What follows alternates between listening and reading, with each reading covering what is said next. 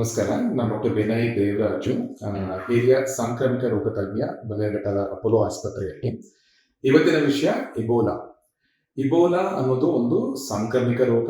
ಇದನ್ನ ಮಾಡುವಂಥದ್ದು ಇಬೋಲಾ ಅನ್ನೋ ಒಂದು ವೈರಸ್ ಹೆಸರು ರೋಗವಾಗಿ ಪರಿವರ್ತನೆಗೊಂಡಿದೆ. ಇದು ಆಫ್ರಿಕಾ ಖಂಡದಲ್ಲಿ ಮಾತ್ರ ಕಂಡು ಬರುವಂತ ಒಂದು ಸಾಂಕ್ರಾಮಿಕ ರೋಗ. ಅಂದ್ರೆ ಒಬ್ಬರಿಂದ ಇನ್ನೊಬ್ಬರಿಗೆ ಹರಡುವಂಥದ್ದು. ಸೊ ಈ ವೈರಸ್ ಮೇನ್ಲಿ ಬಾವಲಿಗಳು ಅಥವಾ ಫ್ರೂಟ್ ಬ್ಯಾಟ್ಸ್ ಅಲ್ಲಿ ಉತ್ಪತ್ತಿ ಆಗುವಂಥದ್ದು. ಈ ಫ್ರೂಟ್ ಬ್ಯಾಟ್ ಹತ್ರ ಯಾವುದು ಜಾನುವಾರು ಅಥವಾ ಮನುಷ್ಯರು ಬರ್ತಾರೆ, ಅದರ ಬಾಡಿ ಸೆಕ್ರೇಷನ್ಸ್ ಅಥವಾ ಎಂಜಿಲು ಯಾವ್ದಾದ್ರು ಕಾಂಟ್ಯಾಕ್ಟ್ ಬಂದಾಗ ಇವರು ಇನ್ಫೆಕ್ಷನ್ಗೆ ತುತ್ತಾಗಬಹುದು.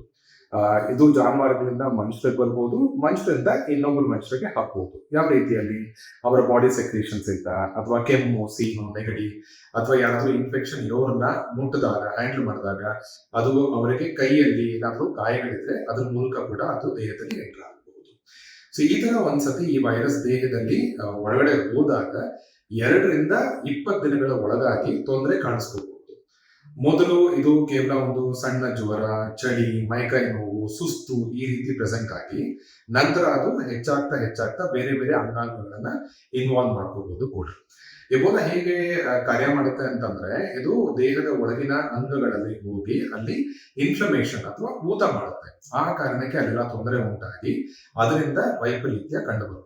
ವೈಪರೀತ್ಯ ಆದಾಗ ಏನಾಗುತ್ತೆ?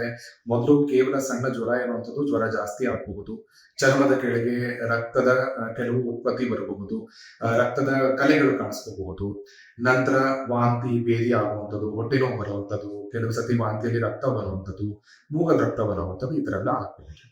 ತುಂಬಾ ವಿಪರೀತ ಆದಾಗ ಇದು ಲಂಗ್ ಅಥವಾ ಕರುಳುಗಳಲ್ಲಿ ರಕ್ತಸ್ರಾವ ಮಾಡಿ, ಬ್ಲೀಡಿಂಗ್ ಮಾಡಿ ಅದರಿಂದ ಮೃತ್ಯು ಕೂಡ ಸಂಭವಿಸಬಹುದು.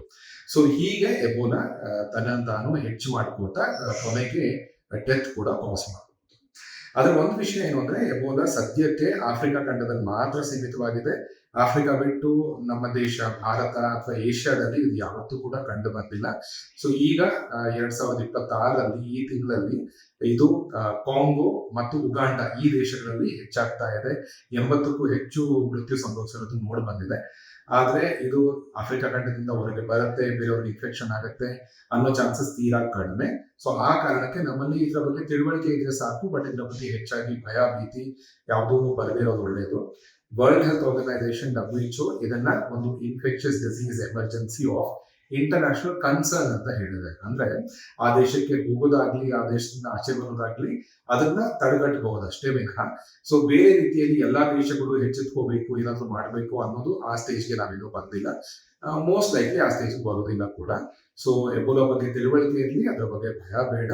ನಮ್ಮಲ್ಲಿ ಇವರೆಗೂ ಅದು ಕಂಡು ಬಂದಿಲ್ಲ. ಮೋಸ್ಟ್ ಲೈಕ್ಲಿ ಮಾತತಕ್ಕದ್ದು ಬರೋದು ಇಲ್ಲ. ನಮಸ್ಕಾರ.